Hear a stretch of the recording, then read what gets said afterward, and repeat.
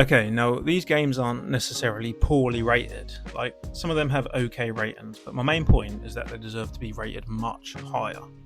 So we're going to start with Starfield, which got 75% from PC Gamer, 3 out of 5 from Eurogamer, and 83% from Metacritic. Starfield is a funny one because no, it didn't live up to my expectations, but now that I've had time to reflect on it, I think that's mainly down to the fact that the expectations are always going to be ridiculously high because of Bethesda and who Bethesda are. And for them, there's just no escaping that fate of being analysed to the very core. People are going to judge every little thing about Bethesda games because they've set the bar so high, and especially when you've been made to wait for a certain amount of time for the game. That just gives us all time to build up the hype, and the expectations are growing, and the anticipation and the buzz of it all just manifests into some giant cynical beast that will absolutely slaughter any game that ends up being less than perfect. But having said that, now that I look back at it and take it for what it is, and now that I've accepted that it was a bit of a flop, I actually really enjoyed what I did experience. So I'm talking about the campaign. I can't lie and say that it disappointed me. I had a good time. It was just good sci-fi action RPG. The visuals were incredible, literally jaw-dropping. Some of those scenes were just unreal. And the fluid gameplay, it just felt so smooth and so modern. It just had a nice feel about it. I did enjoy the game, genuinely. Obviously, I can see how it could have been better, like the whole open world thing, being huge but kind of empty. That was rubbish. Give me a smaller world which is rich in life and rich in lore, not a massive empty void with absolutely no depth to it. But having said that, it is better than what people are making it out to be. Listen, if you're deciding not to play this game because of the reviews, stop it. Stop that right now. Just try it out for yourself first. I do not regret playing that game one bit. I'm going to give Starfield 88%. Okay, next up is Alien Isolation. So 5.9 from IGN, 8 out of 10 from Eurogamer, and 79% from Metacritic. When I looked up the ratings for this game, firstly I was kind of glad because it meant that I could talk about one of my favourite games in this video. But secondly, I was just shocked. I couldn't believe it. These scores should be much higher.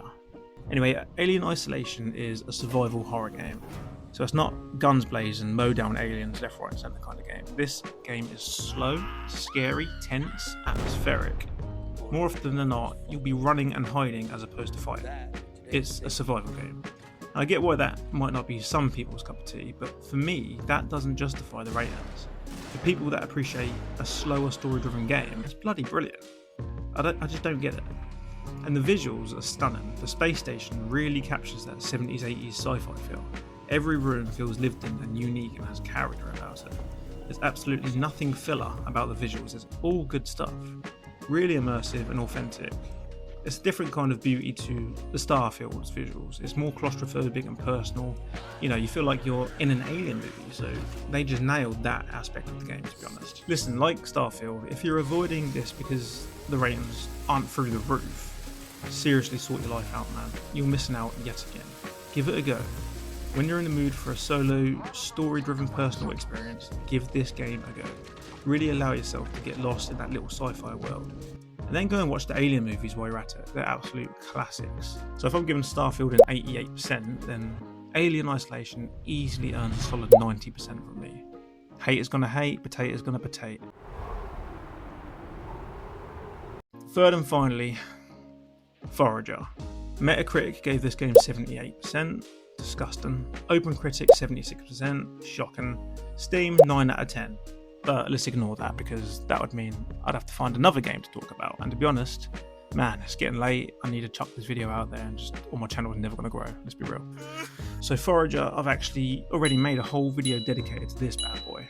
It's a great game. It's a cozy game where you basically start on a tiny island with a pickaxe, chop trees for wood, mine stone for stone, harvest berries from bushes, and you just work your way up from there. You advance through all the technologies like stone, slime, bone, void, nuclear, and your weapons and items just get better and better.